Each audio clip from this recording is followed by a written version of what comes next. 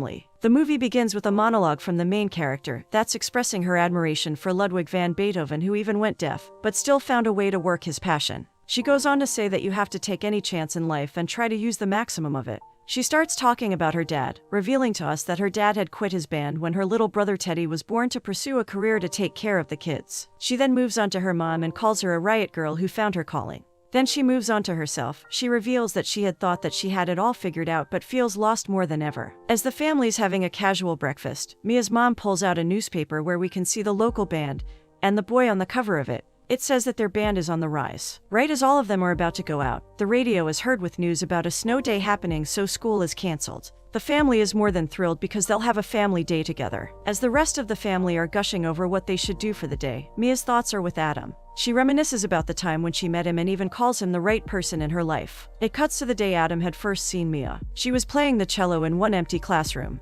Right as he gets to the door, Mia's friend bumps into him. He asks about her and the class she's in and goes on. Mia's friend walks into the classroom and tells her that Adam had been asking about her. She brushes it off because she doesn't believe her friend Kim. They go into the halls and Mia asks Kim not to take a picture of him, but Kim does as she wants to. Over the next couple of days, Adam would be around Mia all the time. One day, as Mia is at her locker, Adam comes to her and introduces himself. He asks her on a date and says that he has tickets to see a cellist. Mia is stunned, but Adam takes that as a yes. It cuts back to the present. Mia's parents are looking for a way to spend the free day that they have. They are suggesting different ideas, but Mia says that she's not sure if she can go. Mia has applied to Juilliard and is waiting for a letter back to see whether she's accepted or not. Her parents beg her and she ends up agreeing, and they all hit the road. Mia's thoughts go in another direction as she wonders if her parents are disappointed in her because she wasn't like them. Mia's dad had been in a band before her brother was born. Mia was surrounded by rock all the time, but she didn't get into it. Instead, she wanted the complete opposite. Her love for the cello was discovered in the 2nd grade, when she accidentally found a cello in her classroom and wanted to play it immediately. Cellos are really expensive, so she borrowed one from school and her parents hired someone to teach her how to play it. Even though she wasn't really good at it, Mia loved playing the cello. She would play it day and night, and even though her parents supported her, they couldn't bear it. We see the day that Mia's parents realized that Mia's cello obsession wasn't just a temporary thing, but it was serious. The next day, her dad had come home with a cello of her own. It cuts to the present. The family is driving on the snowy roads, and just like that, in a split second, the worst happens. The family crashes into another car. Everything goes white, and we see Mia laying in the snow and slowly waking up. She wakes up and sees police and ambulance cars around her. She goes to ask what's going on, but realizes that everyone is ignoring her. She sees her parents' car crashed on the road, but she also sees herself laying on the ambulance bed about to be taken to the hospital. This is when we learn that that's Mia's ghost. She gets into the ambulance and goes with her body. It cuts to the past again, where we can see Adam and Mia's first date. Mia is getting ready for the date with her mother as she complains that she has nothing to wear, and is even considering not going. Her mom calms her down and helps her get ready. Adam rings the doorbell and the door opens as Mia's father is standing at the front. They greet each other and Adam even says that he's a huge fan. They leave and go to the concert. During the symphony, Adam holds Mia's hand, and as she holds back, he smiles as he's happy that Mia likes him back. The symphony finishes and they go out. Adam expresses his admiration for every performer and how the woman had left everything on the stage. He then asks Mia about her story and how a rocker child turns into a cellist. Mia explains that she feels like an alien in the family as she has been bred to be a rocker child, but she chose Beethoven instead. As they continue walking, Adam stops Mia and takes her hand. Mia is confused as to why Adam chose her, but he tells her that he loves to watch her play and that she's beautiful. This brings a smile to Mia's face, but she also thinks that Adam will mess up her entire life. Adam smiles and says that a little mess never hurt anybody as he kisses her. They return to Mia's house holding hands. A week goes by and Adam takes Mia to one of his gigs. Even though Mia grew up with rock music, she doesn't really enjoy it as she finds herself unwanted and disliked by Adam's friends. After the show, Mia refuses to go to the after party with Adam, and though conversation reveals that she's jealous of Adam's friend Liz, who has been really close to him throughout the whole night, Adam laughs at Mia and tells her that Liz is interested in women and that she has nothing to worry about. The date ends up on quite an awkward note as Mia lies just to not go to the after party. Back to the present day. Mia goes to the front desk at the hospital and asks for some information. The staff ignores her, and this is when Mia realizes that people can't see her. She sees herself on a hospital bed, being rushed to the operating room. She walks in and watches her body being operated on. One of the nurses whispers in her ear and tells her that she has the power to control this whole thing, so she has to choose whether she wants to die or live. One of the best memories that Mia has is Adam's first lunch at their house. We see Adam, Mia, and her whole family enjoying a family lunch, eating delicious food, and having a wonderful time. At night, as Mia's about to go to bed, she gets a text from Adam to look outside her window. She opens the window and sees that Adam is coming up as he has to tell her something. He comes in and tells her that he had an amazing time and that he feels like a part of the family. He reveals that he has been alone his whole life and that he doesn't really have a family. Mia tells him that he has a family from now on and they kiss. Kim and Mia's grandparents arrive at the hospital and ask for their family. Mia and her father are still in surgery, no information about the mother, but her brother Teddy is alright and is about to get a CT scan. We see Mia and her mother having a conversation and Mia is asking for some advice on how to fit in Adam's crowd and how to get closer to his friends. Mia's mother knows that she doesn't fit the crowd but asks her to pretend for one day and see how she likes it. Mia decides to dress up as one of the best rocker chicks in history just for Adam. Halloween comes and as Adam tries to get into the club, Mia stops him by calling his name. He can't believe his eyes, but Mia is surprised as well when she sees Adam dressed as Ludwig van Beethoven. The couple gets in and Adam takes 2 shots for them to take. Mia refuses and lets Adam go to the stage. One of Adam's friends comes and convinces Mia to go to the front of the stage, which has never happened. Mia takes the shot and dances all night long as she enjoys her boyfriend's music.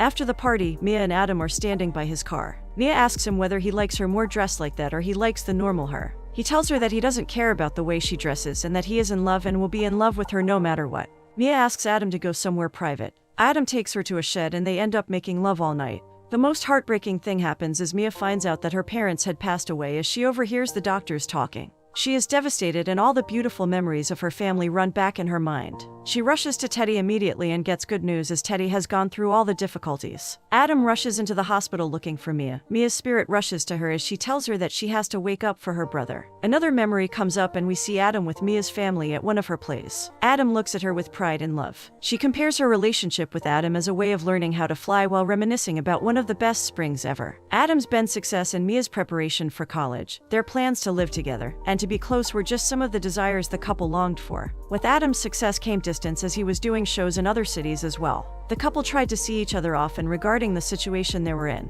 Mia's family put her in thought as they advised her to go to Juilliard, a college with high performance peaks. Mia refuses at first and says that her whole life is there. Some time passes and Mia decides to get some advice from her dad. She asks about him leaving the band and he says that it was just an adventure that he went on. Having children was another adventure that started once the previous had ended. Mia listens to her dad and decides to reconsider her decision about the school as she opens Juilliard online. Mia tries to tell Adam but she can't do it as she beats around the bush for some answers. She asks him whether the band would ever relocate like to New York for example and he tells her that the band will stay in Portland. When asked why, Mia just answers the question with a simple just asking. Mia sends Adam back on the road but worries about him not reaching out. She is venting to her friend about it when the phone rings and it's Adam. He can't really hear her because he is at an after party and hangs up the phone. Mia is a little bit hurt but decides to not do anything about it as she understands his job. The next morning Mia receives a letter from Juilliard. She's gotten the audition. She goes to the shed to tell Adam the news and things go south from there. Mia tells Adam that she has applied to Juilliard and he doesn't take it well.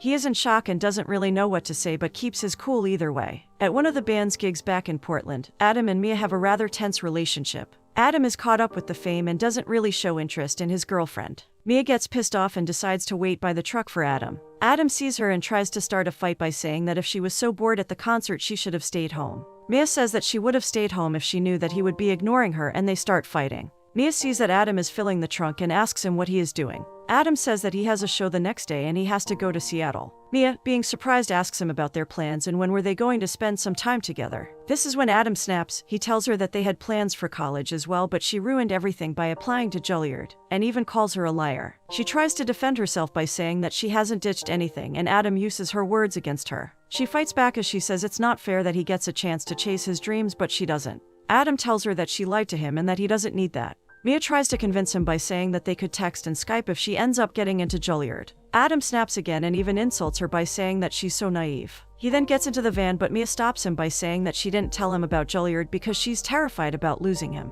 He leaves her by saying that she should do her thing and let him do his. The next couple of days go with Mia checking up on Adam through his social media. All she does is think about him and everything reminds her of their relationship. One day as Mia gets home and enters her bedroom she sees Adam. She asks him what he's doing there and he points to the ceiling. Adam had printed pictures of the Juilliard Hall in San Francisco where she would be auditioning. He did that so it would be easier for Mia to audition since she will be looking at it every day. Mia is thankful but she is tired as well. She yells at Adam that she doesn't know what he wants. Adam apologizes and says that he is afraid of losing her and that people have had a habit of disappearing in his life in the past. Mia says that she loves him and Adam promises to change. He gives her a present for her birthday and it is a bracelet with a cello and a guitar, representing their passions, which she will wear on her wrist. They kiss and make up. Mia asks Adam what was the moment he realized that he is actually good. Adam tells quite a sad story. He remembers going to the gas station before a gig and seeing his dad. His dad had looked at him and hadn't even recognized who it was as he had walked right across him. Adam says that he played like he was on fire that night, and that was the moment he knew that he was going to do that for the rest of his life. It cuts to the present.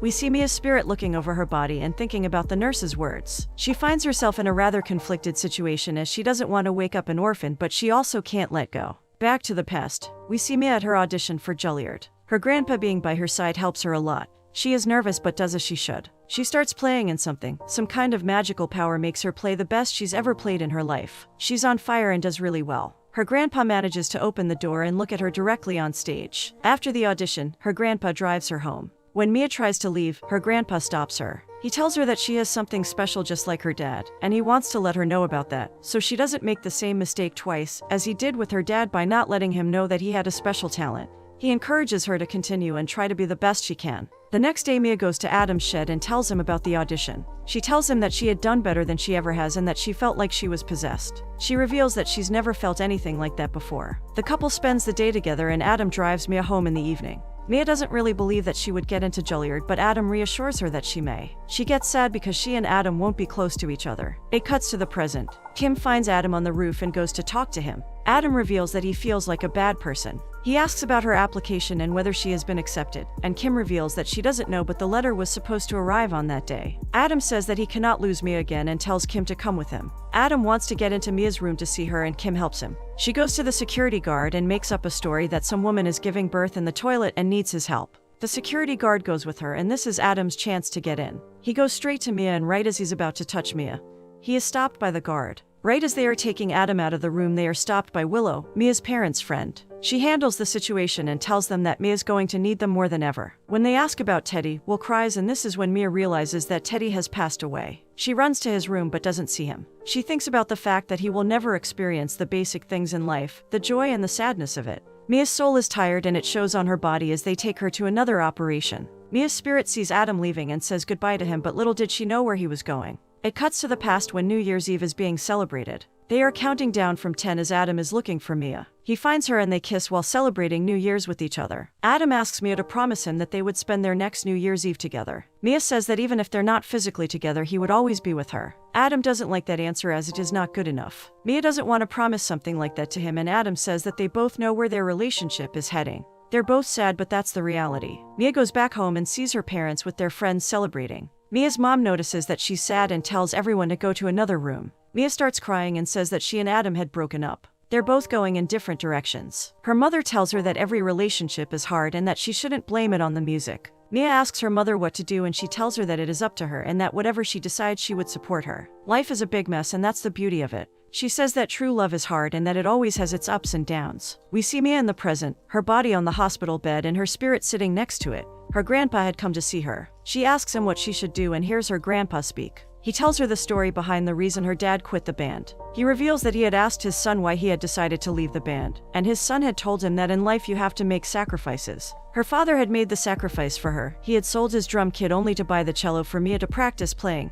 as he had recognized her talent. Her grandpa tells her that he wants her to live. He wants her to fight with every strength left in her body, but if she can't do it, she can let go because he doesn't want her to live a hard life. Some time passes and friends and family can come to see Mia. Everyone from close friends to acquaintances and even Adam's band had come to see Mia. We see Kim, her best friend, and she's happy to see her but also sad because her best friend is going through the worst. She tells Mia that she is her family, she still has a family, and shows her favorite picture. She looks so happy and Kim says that no matter what she is going to remember her like that. It cuts to Mia's favorite day in her life. Mia's favorite day in her life is Labor Day. Everyone had come together for a barbecue. From family to friends, everyone was enjoying the burgers Teddy and her father were making all day. When it started to get dark, they started a bonfire. Mia's father and Adam had asked Mia to play with them. They start playing together and a magic melody is made. Mia reveals that she always considered the cello a solo instrument, but that is the day she realized that the cello is a part of something greater. The beautiful bonfire shines while the group is singing and playing together. Mia says that day she felt real happiness and that she finally had found her scene.